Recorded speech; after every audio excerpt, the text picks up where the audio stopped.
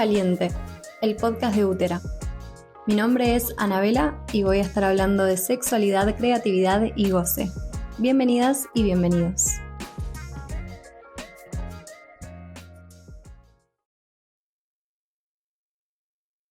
Hola a todas y a todos. Quiero empezar este episodio con una frase de Marianne Williamson que leí en estos días y que dice así: nuestro mayor temor no es ser ineptas. Nuestro mayor temor es ser poderosas más allá de cualquier límite. Es nuestra luz, no nuestra oscuridad, lo que más nos asusta. Nos preguntamos, ¿quién soy yo para atreverme a ser brillante, magnífica, talentosa y fabulosa? Pero en realidad, ¿quién soy yo para no serlo? Este episodio es el cierre de una pequeña trilogía. Los 2 episodios anteriores fueron la antesala de todo lo que vamos a hablar hoy, que es sobre el famoso diálogo interno y cómo nos hacemos mierda a través de lo que nos decimos. Por lo tanto, cómo podemos mejorar el vínculo con nosotras si cambiamos la forma en la que nos hablamos. Primero es necesario entender que el diálogo interno es ese conjunto de relatos o esa narrativa que construimos sobre nosotras mismas, sobre nuestro camino, sobre nuestro cuerpo, sobre nuestra historia personal. Y es importante entender qué nos estamos diciendo para empezar a recolectar las frases y las creencias que son sostenidas. No solo lo que digo en voz alta de mí, sino lo que me digo internamente cuando tengo que tomar una decisión importante, cuando quiero conectarme con mi deseo, cuando estoy creando un proyecto personal, cuando me preparo para ir a una fiesta, cuando estoy en grupo y quiero exponer mi opinión. A ver, ya sabemos que nos hablamos de maneras crueles y a veces súper violentas a nosotras, encontrándonos todos los defectos sabidos y por haber, y eso no solo sostiene un relato interno que no nos ayuda para nada, sino que alimenta un sistema de creencias personal, el de no ser suficientes, ni merecedoras, ni muy inteligentes, ni muy lindas, ni muy interesantes. Para nuestra jueza interna siempre nos va a faltar algo, nunca nada es suficiente y siempre podríamos haber hecho un poco más. Para mí lo importante de este episodio, es empezar a crear de a poco otra voz posible que sea más generosa, más bondadosa con nosotras, para que le haga un poco de peso a esta jueza interna, para que le quite credibilidad a eso que nos decimos, porque no es verdad. Todo eso que nos estamos diciendo sabemos en lo profundo que no es verdad. Y esto no es algo individual, no es un tema individual, es un tema colectivo y también de género. Es un tema que nos suele pasar muchísimo a las mujeres, que ahora voy a ir ahondando de a poco. Hay muchos estudios y libros que investigaron, por ejemplo, el síndrome de la impostora, a lo cual voy a volver también dentro de un rato, que justamente es para mí este síndrome una consecuencia de todo ese diálogo interno. Pero quiero ir un poquito más para atrás, bastante más hacia atrás, hacia un tema que amo investigar, que me apasiona mucho, que quienes me conocen saben que siempre lo traigo porque no me parece menor, que es el tema de la casa de brujas. La casa de brujas fue un proceso terrible, un genocidio terrible, y ahí podemos encontrar una gran raíz de esta herida. El miedo a nosotras mismas reside en lo que nos enseñaron a pensar de nuestros dones, de nuestros cuerpos, de nuestra sexualidad y de nuestro poder. Nos enseñaron a temer ser mujeres y también a temer a las otras mujeres como sujetos, como posibles curanderas, sanadoras, parteras, médicas.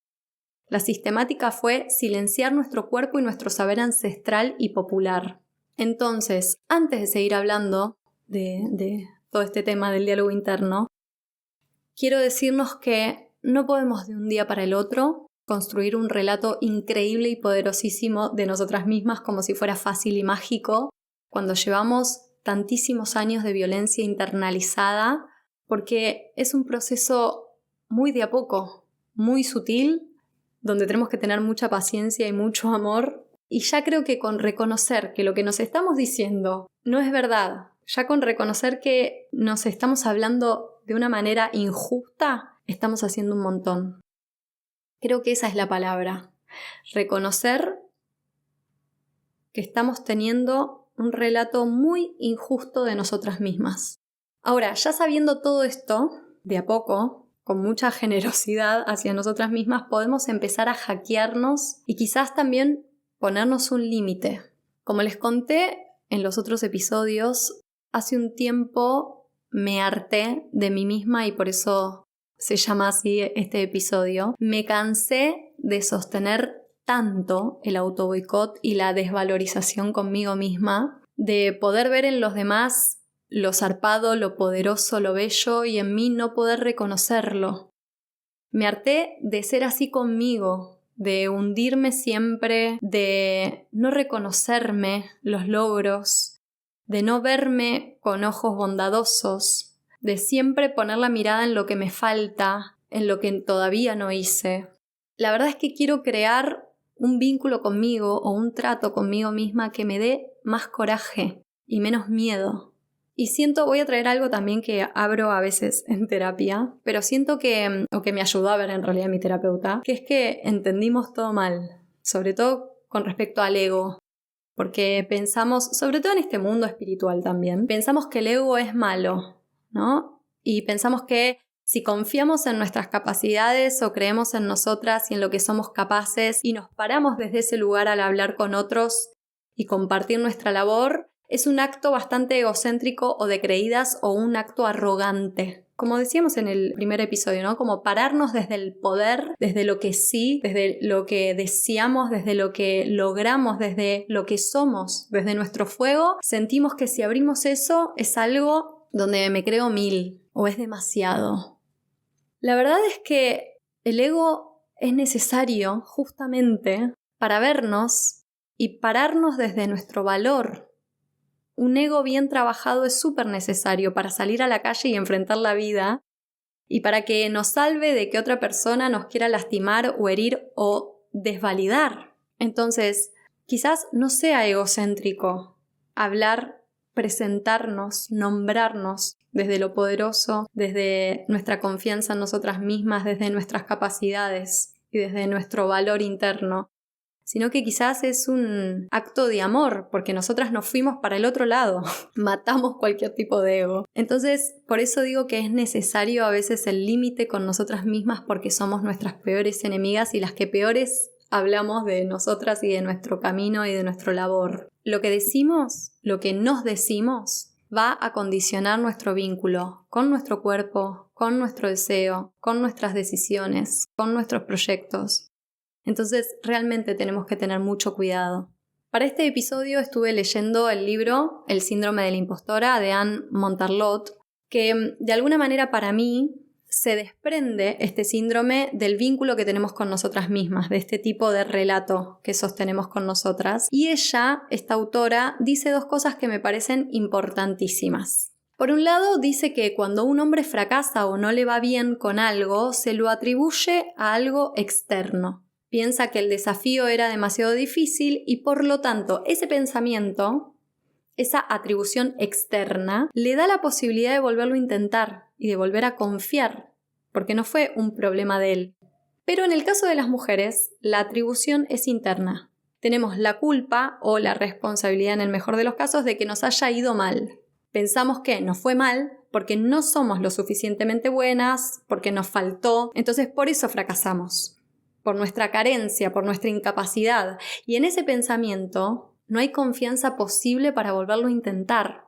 Esto me pareció recontra necesario de ver y me pareció hasta sanador, ¿no? Todas las veces que algo nos sale mal o no sale como esperábamos, sentimos que es nuestra culpa, pero es irónico. Y acá me parece que tenemos que seguir hackeándonos, porque cuando algo nos sale bien, no nos lo atribuimos a nosotras. No somos capaces de verlo. Se lo solemos adjudicar a la suerte. Cuando algo nos sale mal, es nuestra culpa o nuestra responsabilidad, pero cuando algo nos sale bien, fue por suerte, fue de pedo. Ni siquiera en nuestros logros podemos reconocer nuestro poder, pero en nuestros fracasos sí reconocemos todas nuestras carencias. Me parece vital entender que no es suerte. Nuestros logros o lo que estamos compartiendo, nuestra labor, es la suma de nuestros esfuerzos, de nuestro camino y del amor que le estamos poniendo a las cosas. Y a veces es recontra necesario hacernos cargo de que sí queremos que nos vaya bien, de que sí queremos reconocer que le estamos poniendo muchísimo amor porque sí queremos crecer y que nos salga bien, que es lo que decíamos también del sí, de decirnos más sí, que lo decíamos en el último episodio. Quiero decir algo también polémico y quizás incómodo. El autoboicot nos queda comodísimo y el arriesgarnos claramente no. El riesgo es parte de la vida y parte de los saltos que tenemos que dar para crecer. Pero quiero quedarme en esto de que el autoboicot nos queda cómodo, porque es lo conocido y porque pelearnos contra él requiere de mucha presencia y de mucha energía y a veces preferimos sostener el mecanismo de mierda porque nos invita a quedarnos en el mismo lugar de siempre, que es el lugar de la frustración, de la queja, de la baja autoestima, de sentir que no podemos. Es más fácil no hacernos cargo de nuestro deseo y arruinarlo desde el principio para no tomar las decisiones y para no seguir los pasos que necesitamos para ir en pos de eso que nos mueve. Por eso siento que es importante trabajar con el diálogo interno, para poder acompañarnos con coraje y con impulso en nuestras decisiones y proyectos. Es de lo más difícil hackearnos una y otra vez y dejar de darle poder a la creencia que sostenemos de nosotras mismas, de no poder, de no merecer. Pero necesitamos dejar de darle poder a esa voz que prefiere no hacer para no errar, no hacer para no crecer y para seguir achicándonos. Es tan loco porque lo que criticamos afuera, en los vínculos, en lo patriarcal del sistema, es lo que interiorizamos y sostenemos con nosotras mismas. Ya lo dije antes cuando dije lo de la casa de brujas, que es algo colectivo. Es algo que nos atraviesa a todas, no es algo individual. Por eso me parece que también está bueno verlo desde este lugar, para que encima no sea nuestra culpa, ¿no? Que nos estamos hablando así, sino que es una sistemática opresora que se generó desde hace muchísimos años, que lo vemos muy fácilmente también en nuestras ancestras. Y de hecho quiero abrir un paréntesis acá y decir que si quieren que haga un episodio especial de la Casa de Brujas, que es un tema que amo y que siento que nos trae muchísima claridad con un montón de heridas que sostenemos el día de hoy, me lo hacen saber en comentarios, sería muy hermoso. Pero cierro paréntesis. Está bueno reconocer que es algo colectivo, que es algo mucho más grande que solo lo que nos pasa con nosotras mismas en el cotidiano, pero me parece importante empezar a desmenuzarlo, desenmarañarlo de a poco, para dejar de ser nuestras propias opresoras, para dejar de tirarle mierda a toda la belleza que guardamos dentro. Es un trabajo súper arduo, intenso, difícil, que nos va a llevar muchísimo tiempo, pero realmente merecemos darnos algo mejor. No tiene sentido ser las destructoras de nuestra propia obra en proceso, que somos nosotras mismas. Es verdad que este diálogo interno se apoya en un montón de factores, como decíamos antes. Por ejemplo, también en la forma en la que nos criaron, en sostener lealtades con nuestro clan, en el silenciamiento del poder de las mujeres, en la opresión sistemática de los cuerpos y de nuestra creatividad, en la alienación que se quiere generar masivamente, en cómo nos educaron en las escuelas. Y seguro hay muchísimas herramientas y apoyos y recursos para trabajar toda esta herida ancestral, pero quiero traer algo que capaz también puede sonar polémico, que es que es inútil sostener un consumo desquiciado de talleres de sanación de esto, de sanación de lo otro, de formaciones, de cursos, de terapias, si después al estar con nosotras no transformamos el relato de nuestro poder y de nuestro deseo. Esos espacios son súper válidos, están buenísimos. Yo soy una fanática de las terapias alternativas y pueden ayudarnos un montón, más vale. Pero hay algo del aquí y ahora y del trabajo en lo cotidiano que a veces es mucho más significativo en nuestra transformación con nosotras mismas que seguir haciendo y llenándonos de información sin aplicarlo en el día a día. Yo siento que es una decisión y un acto de presencia inmenso el estar atentas y acechando lo que aparece como narrativa desvalorizante. Y uso el verbo acechar porque me gusta un montón. Es un verbo que lo aprendí en los libros de Castaneda y de Taya Velar, que son estos dos brujos con otro grupo de brujos que existieron en México. Siento que el acechar es un trabajo brujo. Por brujo entiendo a alguien que puede transformar la realidad. Y nosotras queremos transformar la realidad del vínculo con nosotras mismas.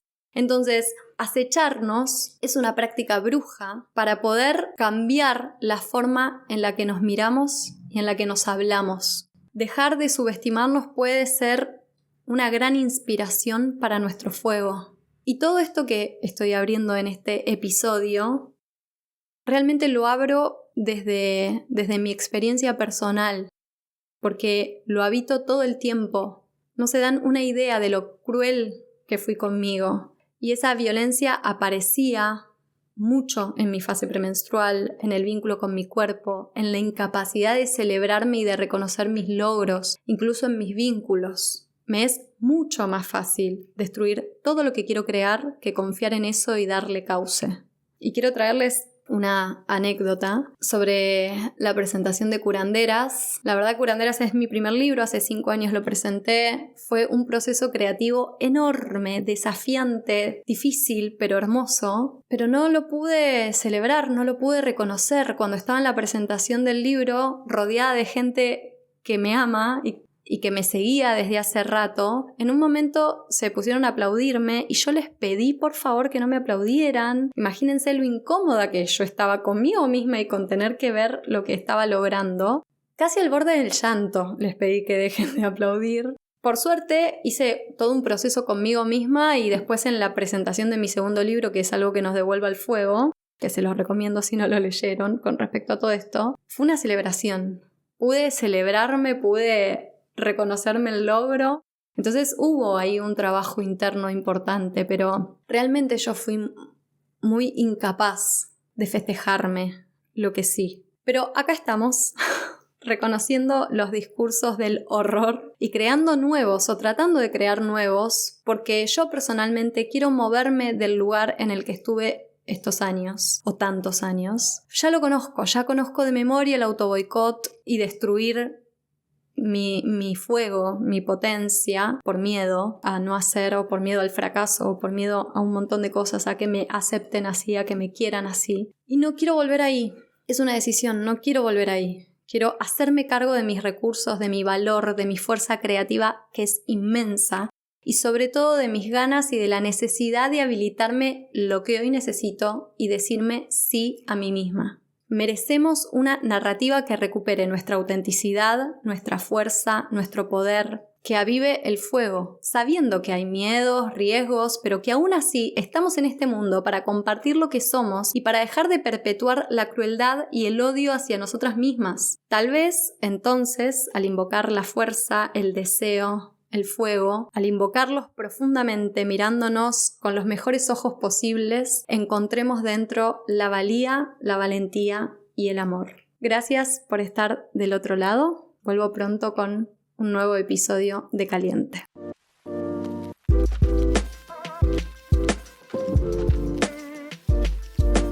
Esto fue Caliente, el podcast de Útera. Si te gustó, puedes compartir nuestro trabajo y puedes chusmear mucho más en @útera y 4_.